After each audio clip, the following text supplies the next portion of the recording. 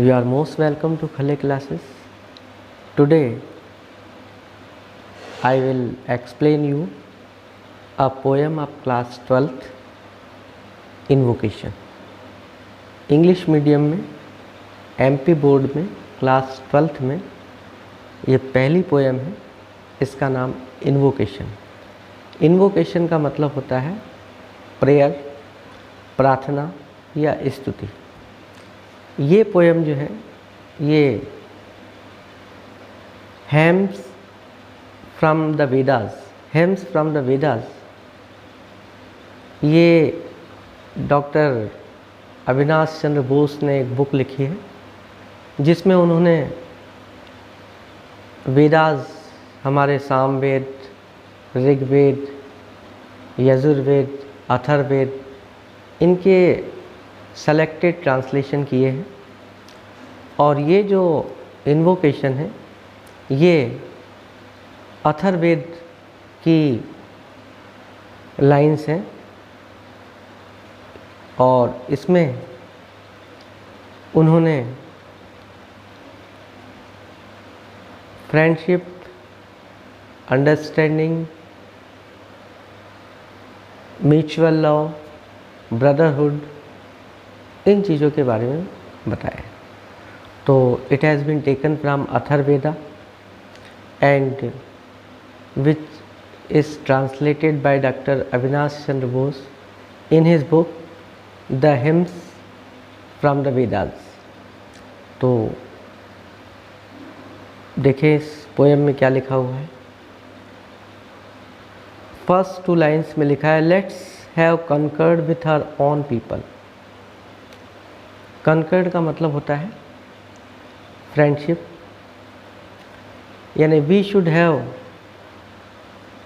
Good relations with our own people, यानी हमें अपने लोगों से बहुत अच्छे रिलेशन रखना चाहिए। And concord with the people who are strangers to us, और उन लोगों से भी हमें अच्छे रिलेशन रखना चाहिए जो हमारे अपने नहीं हैं, हमारे लिए स्ट्रेंजर्स यानी अजनबी हैं। तो 2 types of people are described in this poem. इस पोएम में 2 प्रकार के लोगों के बारे में बताया गया है। First, who are our near and dear, जो हमारे नियर हैं, हमारे डियर हैं। वी लिव विद देम, हम उनके साथ रहते हैं। वी नो देम, हम उन्हें जानते हैं। एंड दे नो अस, और वो भी हमें जानते हैं। And we have good relations with them, हमारे उनसे अच्छे रिश्ते होते हैं और हमें उनसे अच्छे रिश्ते रखना चाहिए। It is suggested in these 2 lines. And we should also have good relation with the people who are not belong to us, जो हमारे से belong नहीं करते। They have different traditions, उनकी different traditions हैं। They have different culture, उनका different culture है। Means they are foreigner, वो foreigner। तो we should have good relation with our own people as well as the people who are not belong to us, who are strangers to us, who are foreigners. तो हमें दोनों से अच्छे रिश्ते रखना चाहिए। ये 2 लाइन्स में अपने को बताया। अब देखिए थर्ड है, Ashwin's create between us and the strangers a unity of heart. Here God Ashwins, they are dual gods हैं, and they symbolize perfect unity between native and foreigners. जो foreigners हैं और natives हैं इनके बीच में एक परफेक्ट यूनिटी को सिंबलाइज करते हैं। इसलिए उसने यहाँ पर अश्विन्स के बारे में लिखा है। Because it is suggested that we should have perfect unity between our own people and the people who don't belong to us, जो हमारे से बिलोंग नहीं करते, who are not belong to us, जो हमसे बिलोंग नहीं करते, उनसे भी हमको अच्छे रिश्ते रखना चाहिए। तो अश्विन्स आर द, ये क्वेश्चन आता है जनरली कि हु आर अश्विन्स, तो Ashvins are the dual god who represent या who symbolise perfect unity between natives and foreigners. May we unite in our mind and unite in our purpose. हमें it is suggested that we should have common thinking and common purpose. There should be no difference between our thinking. We should have no difference in our thinking as well as in our purpose. Both have same होना चाहिए and not fight against each other.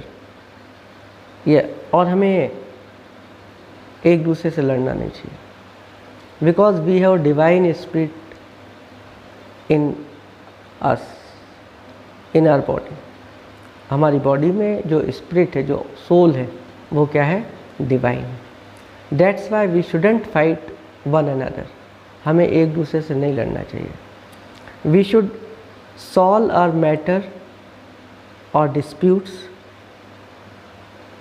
with a very peaceful way, in a very peaceful methods. हमें बहुत peaceful तरीके से matter, अपने disputes को settle करना चाहिए। द लास्ट लाइन्स में it is suggested that war is the symbol of destruction. युद्ध जो है वो डिस्ट्रक्शन का सिंबल है।